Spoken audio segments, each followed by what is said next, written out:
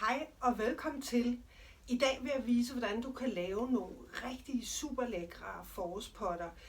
Det er jo begyndt at blive lidt lunere, men det er stadig sådan lige lidt for koldt til, at man rigtig kan komme i gang med drivhuset og med køkkenhaven og alle de her ting. Så derfor så synes jeg helt klart, at man skal skyde foråret i gang med nogle rigtig lækre forårspotter. Og det kan vi jo gøre ved hoveddøren eller på terrassen eller et andet skønt sted, hvor vi virkelig kan se. Og jeg har fået fingre i en masse rigtig lækre forårsblomster fra mit yndlingsgartneri her.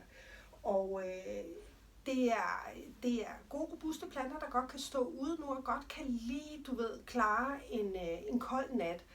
Og jeg forestiller mig lidt, at temaet i farverne skal være sådan lidt lysegul, cremegul, så det er sådan meget forårsagtigt med lige en streg for rosa. Og nogle af de lækre planter, jeg har fået fat i, det er blandt andet, jeg har en masse forskellige primula. I denne her krukke tror jeg, der skal være de her hvide med den lille gule midte, sammen med de her, som chancerer fra sådan cremegul til rosa.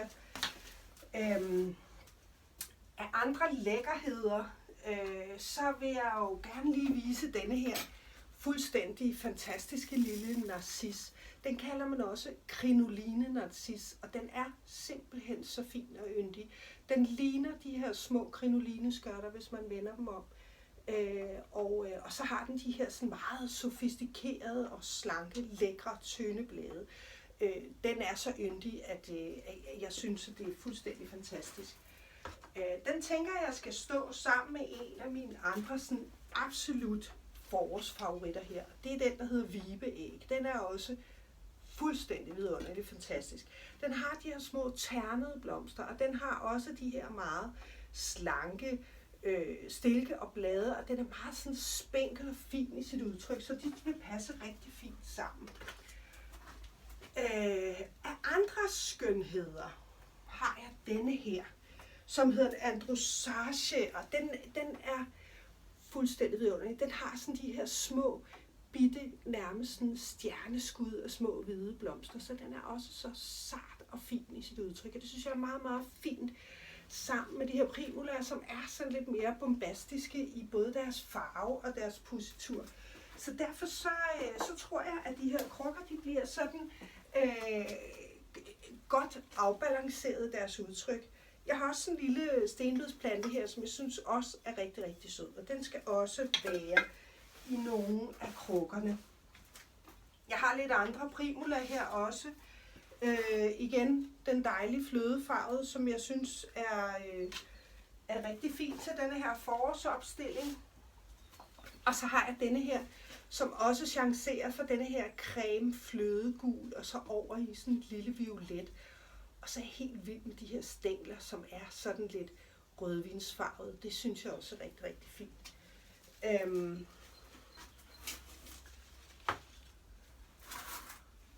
Og de potter, jeg har valgt, denne her gang har jeg valgt terracotta-potter, fordi jeg synes, det er sådan dejligt organisk, og det signalerer sådan natur og have.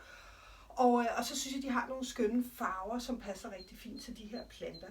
Jeg har ude i sådan lidt forskellige nuancer, både den helt sådan klassiske lyse, så er vi over i sådan lidt mere kaffefarvet her.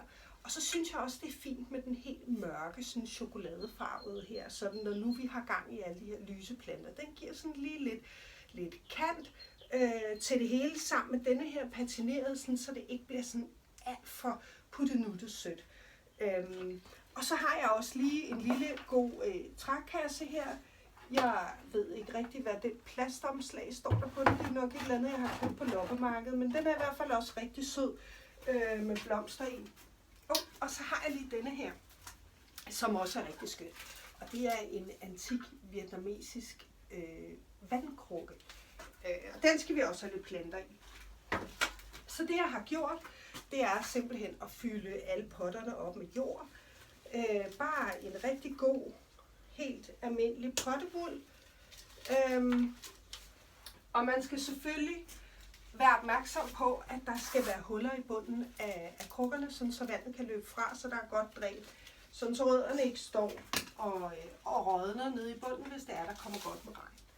Og så er det ellers bare i med planterne. i de forskellige krukker.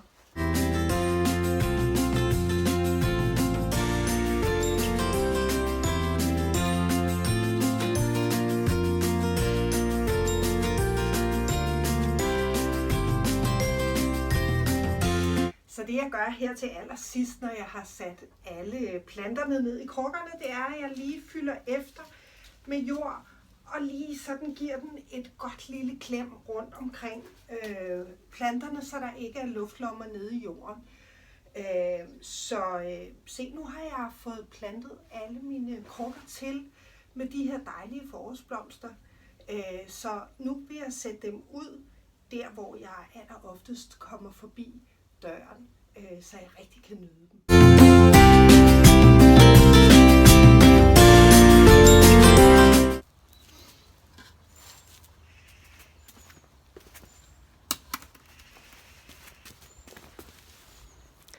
Det var det. Så kan foråret vist godt begynde.